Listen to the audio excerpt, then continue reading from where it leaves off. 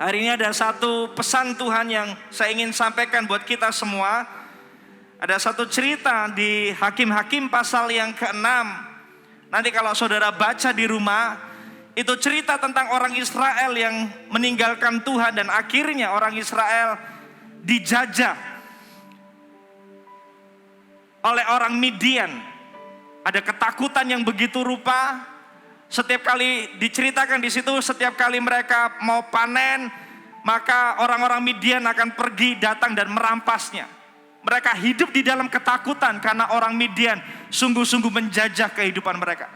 Lalu seperti biasanya orang Israel berteriak minta tolong sama Tuhan. Ketika orang Israel merendahkan diri, berteriak minta tolong, apa yang Tuhan lakukan? Jelas Tuhan tidak tinggal diam.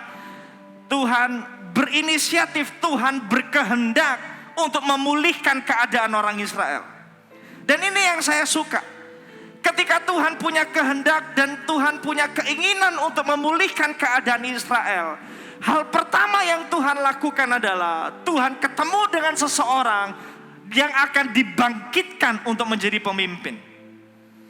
Saudara, saya melihat ada sebuah prinsip kebenaran ini, bahwa ketika Tuhan ingin melakukan kehendaknya, seringkali Tuhan membangkitkan pemimpin. Ketika Tuhan mau melepaskan orang Israel dari Mesir, Tuhan bangkitkan Musa. Ketika Tuhan mau memimpin orang Israel masuk ke tanah Kanaan, Tuhan membangkitkan Yosua.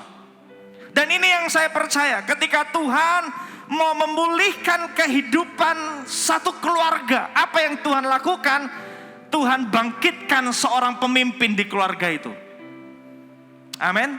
Bahkan ketika Tuhan mau memulihkan hidup kita secara pribadi, apa yang Tuhan lakukan? Tuhan membangkitkan diri kita untuk menjadi pemimpin atas diri kita sendiri.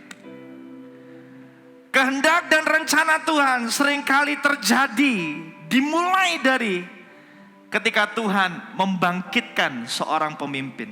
Membangkitkan seorang pemimpin. Hakim-Hakim pasal yang ke-6 ayat 11 dan 12 menceritakan lebih lanjut bagaimana caranya Tuhan membangkitkan seorang pemimpin. Kalau kita belajar tentang kepemimpinan, yang saya percaya bukan tentang orang lain, tetapi tentang diri kita. Sebab Tuhan ingin membangkitkan kita sebagai pemimpin. Amin. Kalau Tuhan mau melakukan kehendaknya atas keluarga saudara, jangan-jangan Tuhan mau membangkitkan saudara untuk menjadi pemimpin atas keluarga saudara.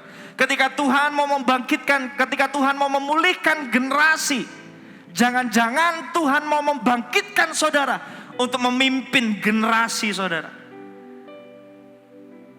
Atau bahkan kalau Tuhan mau memulihkan hidup saudara, Tuhan mau mulai dari mana? Tuhan membangkitkan saudara untuk menjadi pemimpin atas diri saudara sendiri. Diceritakan lebih lanjut di Hakim-Hakim pasal yang ke-6 ayat 11 dan 12. Bagaimana caranya Tuhan membangkitkan pemimpin.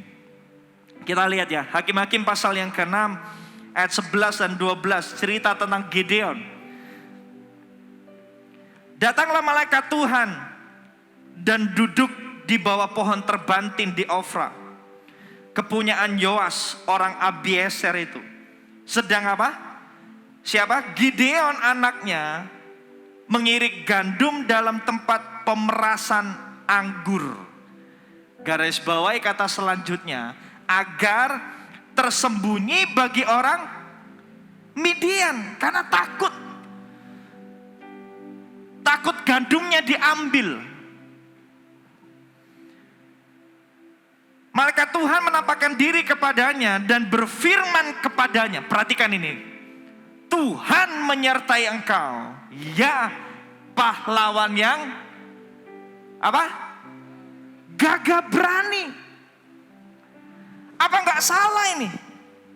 Gideon lagi bersembunyi dari orang Midian. Gideon bukan orang yang lagi berperang melawan orang Midian. Dia lagi bersembunyi ketakutan. Tetapi Tuhan datang dalam kehidupan Gideon dan berkata, engkau pahlawan yang gagah berani. Padahal Gideon lagi ketakutan. Padahal Gideon lagi tidak dalam peperangan. Gideon lagi dalam tempat persembunyiannya. Tetapi Tuhan melihat Gideon bukan sebagai penakut, sekalipun dia lagi bersembunyi, tetapi Tuhan tidak mengenal Gideon sebagai penakut. Tuhan mengenal Gideon sebagai pahlawan yang gagah berani. Ketika Tuhan mau membangkitkan Gideon, Tuhan memperkenalkan identitas Gideon sebenarnya. Yang bahkan Gideon tidak menyadarinya. Gideon melihat dirinya bukan sebagai pahlawan yang gagah berani. Gideon melihat dirinya sebagai penakut. Tetapi Tuhan datang ketika Tuhan mau membangkitkan Gideon sebagai pemimpin. Tuhan datang dan memperkenalkan Gideon identitasnya yang sebenarnya. Siapa dia yang sebenarnya? Kalau selama ini Gideon merasa dirinya penakut, kalau selama ini Gideon merasa dirinya orang yang paling kecil, suku yang paling kecil dan lain sebagainya. Kalau Gideon selama ini merasa dirinya tidak mampu buat apa-apa, hari itu Tuhan datang dan memperkenalkan Gideon identitas Gideon yang sebenarnya. Seorang pemimpin adalah orang yang mengenal identitasnya.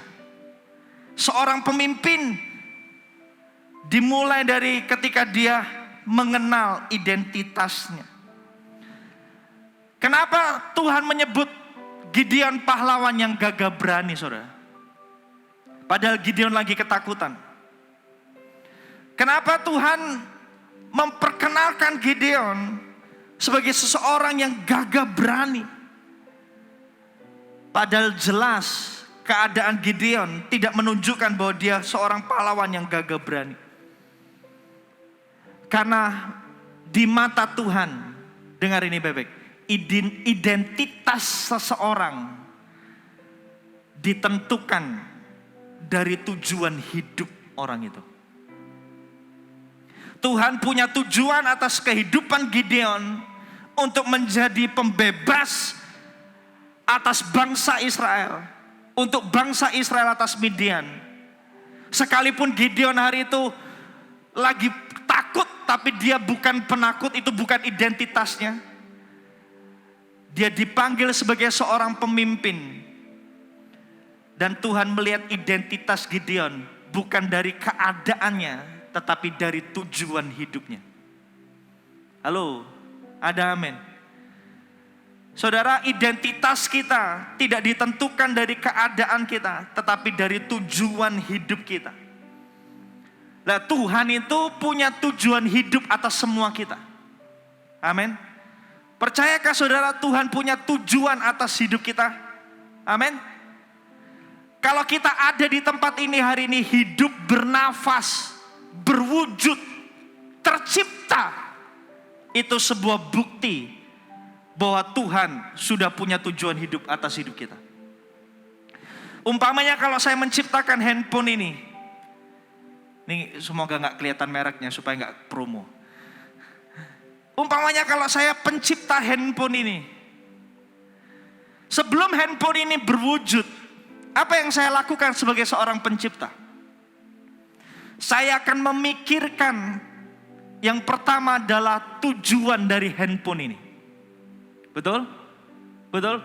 Saya bukan pencipta yang asal dan iseng yang akan menciptakan handphone ini. Loh, tiba-tiba jadi, nggak tahu, saya nggak mikir apa-apa. Kok tiba-tiba keperucut jadi gitu? Enggak loh.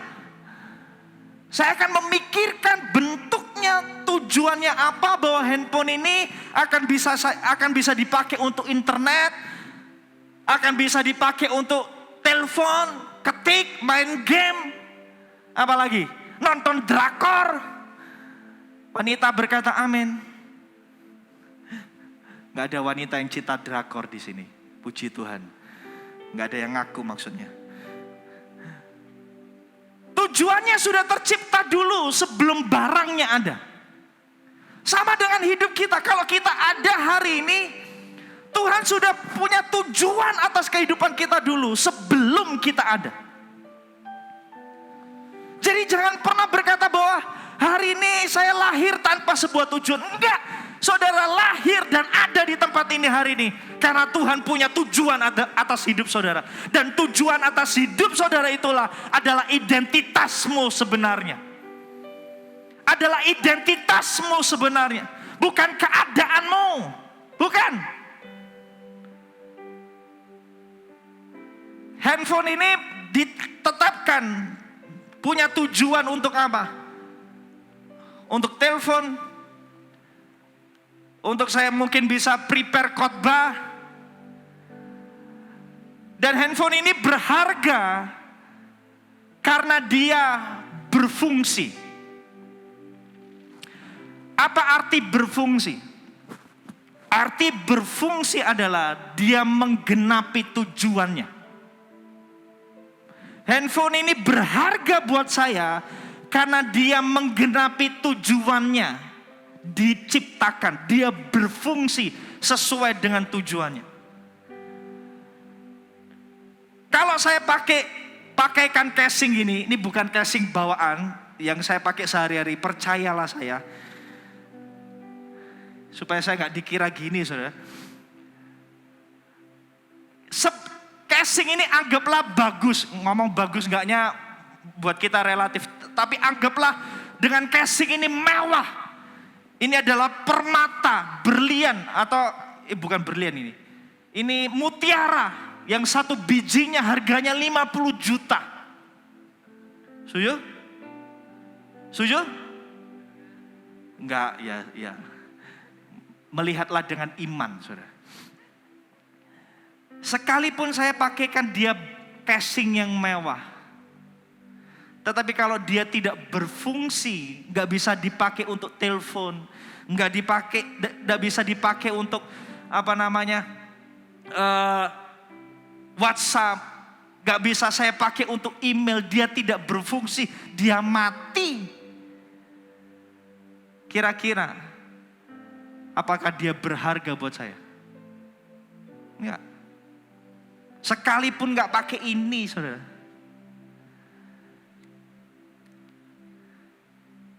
Ini cuma pelengkap.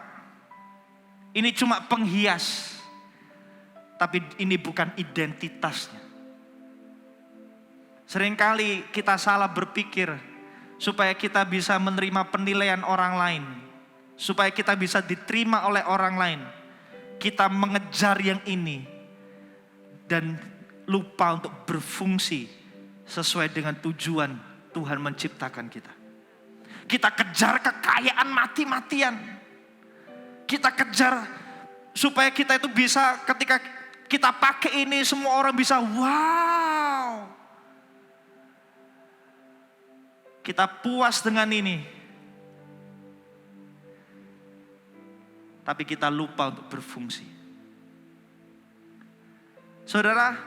Saudara tidak diciptakan untuk kekayaan.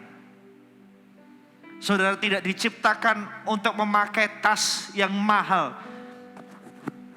Identitas kita tidak tergantung dari berapa puluh juta tas yang saudara pakai. Enggak. Identitas kita tidak diukur dari seberapa mahal outfit kita. Enggak. Percuma outfit kita itu mahal, tapi kalau kita tidak menggenapi tujuan hidup kita. Percuma kita pakai semua hal yang mahal dan orang kagum sama kita. Tapi kalau kita tidak genapi apa yang Tuhan mau, percuma. Ada orang-orang yang mungkin selama hidupnya pernah mengalami kejadian yang buruk. Entah perlakuan orang lain. Saudara dilukai oleh orang lain. Saudara diperlakukan dengan tidak adil. Saudara terluka dalam kehidupan. Atau bahkan saudara merasa diri saudara tidak terlalu bagus. nggak terlalu oke. Saudara jelek, orang lihat saudara nggak terlalu kagum. Karena ada banyak hal yang buruk dalam kehidupan saudara. Mungkin itu bukan karena keputusan saudara, tapi karena keadaan yang selama ini mungkin saudara nggak bisa tolak terjadi dalam kehidupan saudara. Sekalipun hal buruk itu melekat dan orang mungkin menganggap saudara rendah karena penampilan saudara. Selama saudara berfungsi, saudara tetap berharga. Saya ulang lagi. Selama saudara berfungsi dan menggenapi tujuan Allah dalam kehidupan saudara, gak peduli apa kata orang tentang hidup saudara, gak peduli apa penilaian orang lain terhadap diri saudara, selama engkau berfungsi, engkau kenal identitasmu, engkau gak perlu marah dengan orang lain, engkau hanya sekedar berfungsi, menggenapi apa yang Tuhan mau dalam kehidupanmu, engkau tetap berharga. Kalau saya misal katakan sesuatu yang buruk tentang handphone ini, saya perlakukan handphone ini tidak senonoh, tidak adil, tidak baik. Saya campakkan dia, saya injak-injak dia, saya kata-katai kamu jelek, kamu bodoh, kamu gak pantas hidup. Saya sudah kata-katai hal yang buruk. Pak, masih mau handphone ini, Pak? Mau cuma ngangguk, gak ada inisiatif untuk bangkit berdiri dan ambil, sudah lewat. Pertanyaannya kenapa dia masih mau? Saya sudah kata-katai hal yang buruk loh, Pak. Saya sudah perlakukan gak adil loh, Pak. Kenapa masih mau? Masih berfungsi. Selama perkataan dan penilaian orang lain itu tidak merusak, tidak menggagalkan tujuan Allah dalam hidup saudara, campakkan itu. Karena saudara masih berharga. Tuhan masih punya tujuan atas kehidupan saudara. Ada amin. Ada amin. Ngomong-ngomong soal identitas saudara, beberapa waktu yang lalu kita lagi syuting untuk khotbah youth. Terus di tengah selesai semuanya itu, tiba-tiba ada satu rekan yang nyeletuk, kok ada yang ngomong kamu itu kayak artis Korea. Langsung rekan satunya di sampingnya langsung literally ngomong kayak gini, ya aduh yo. Dia lupa saya masih punya perasaan saudara. Dengan hati yang panas saya tanya, siapa sih artisnya itu? Saya gak kenal artis Korea. Saya coba cari, dia sebutkan namanya. Saya coba cari waktu saya ketemu. Saya gak jadi marah. Saya berkata, ya memang ada kok. Tapi saya gak dipanggil untuk jadi artis. Saya dipanggil untuk menjadi hamba Tuhan. Karena repot kalau saya jadi artis mau konseling, orang sudah histeris gitu, nggak jadi konseling. Khotbah mau baru masuk, opa gitu kan repot saudara. Saya tahu diri saya sebenarnya saya diciptakan untuk bukan jadi artis. Saya dipanggil untuk menyampaikan kebenaran dan saya berfungsi. Asal saya berfungsi, saya berharga di mata Tuhan. Saya nggak perlu jadi orang lain. Saya nggak perlu jadi orang lain. Identitas kita tidak ditentukan dari perkataan dan penilaian orang lain. Amin. Kenal siapa diri saudara sebenarnya. Kenal tujuan Allah dalam hidupmu. Dan waktu saudara kenal identitasmu, saudara tahu bahwa hidupmu berharga. Kau nggak perlu koar-koar. Saudara nggak perlu memperkenalkan diri saudara. Saudara nggak perlu membuktikan diri saudara. Halo, singa nggak pernah bawa spanduk, saya singa. Enggak. Saudara nggak perlu capek-capek membuang energi hidup saudara untuk membuktikan diri. Nggak perlu saudara. Singa cuma perlu mengaum, semua orang tahu dia singa. Saya nggak perlu capek-capek membuktikan panggilan Tuhan atas kehidupan saya. Saya nggak perlu membuat orang lain tertarik sama saya. Saya nggak perlu membuat orang lain punya penilaian yang baik kepada saya. Nggak perlu. Yang perlu saya lakukan adalah saya berfungsi seperti panggilan Tuhan dalam kehidupan saya.